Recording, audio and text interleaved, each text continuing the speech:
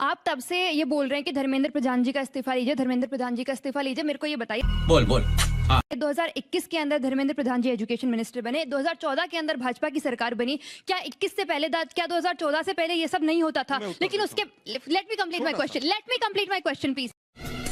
आप ये बताइए, इस बात की क्या गारंटी है कि उनके इस्तीफा लेने से पेपर लीक होना बंद हो जाएंगे या किसी नए शिक्षा मंत्री के आने से पेपर लीक बंद हो जाएगा? मैं तुम्हें अभी समझाता हूँ। जो अभी पीछे की बच्ची ने कहा कि धर्मेंद्र प्रधान का इस्तीफा क्यों लिया जाए, बिल्कुल ठीक कह रहे हैं बेटा आप।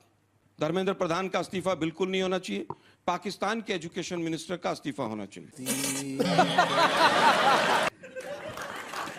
आप बिल्कुल ठीक कह रहे हैं बेटा, मैं आपसे सहमत देने का ये तरीका नहीं। बिल्कुल मैं सहमत हूं आपकी बात से। मेरा सवाल है, मैं आपसे पहले इस्तीफा मांगूंगी, लेकिन इस बात की क्या गारंटी है कि उनके इस्तीफा देने से आगे कोई पेपर लीक नहीं होगा? रुक, क्या उनसे पहले कोई शिक्षा मंत्री नहीं था? बात कही बेटा आपने, गारंटी। एक मिनट अभी मजा आएगा ना। ये सारे भाजपा बैठा रखे हैं क्या आज तक वालों ने?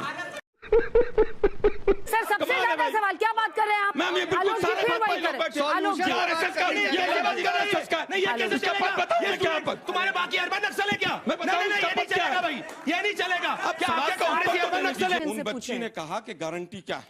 हाँ। मोदी की गारंटी भूल गए आप लोग? सज्जन को क्या तकलीफ है भाई? देखिए अब फिर पॉलिटिक्स रोज मोदी की नहीं तो राजनीति क्या मेलोडी पे करें? बच्चों पे भी राजनीति नहीं करें तो किस पे करेंगे? खालिद पे मत करो।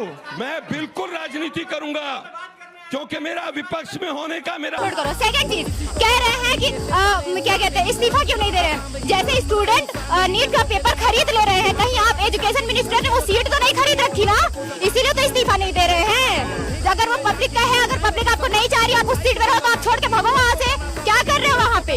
गई थी एक और ऐसी इंटरव्यू में, तो उन्होंने बोला ना कि क्या कहते हैं, आपने नीट का एग्जाम दिया है? अगर मैं वहाँ कहूँ कि नहीं मैंने नहीं दिया, तो बोले जब आपने दिया ही नहीं है तो आप प्रोटेस्ट में क्या कर रही हैं? ओके, तो वहाँ मैंने बोला कि फिर आप तो ऐसे क्वेश्चन कर रही है कि कल को हम किसी रेप प्रोटेस्ट में जा रहे हैं तो आप बोलेंगे आपका तो रेप हुआ नहीं, आप रेप प्रोटेस्ट में कर क्या रही हैं?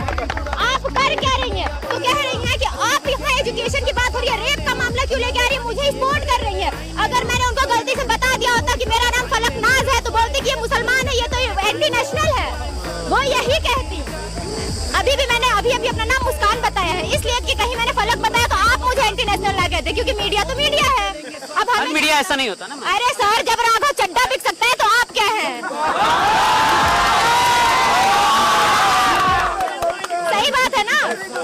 तालाब के ऐसे कहते हैं ना कि गांव में प्राप्त हुआ, सुनिए, गांव में एक लड़की भगती है, चार लड़की की कॉलेज बंद हो जाती है। क्या कहते हैं, जब तालाब की एक मछली गंदी तो सारी मछलियां गंदी। तो हम एक मीडिया को क्यों छोड़े? हम सारे को लपेटेंगे।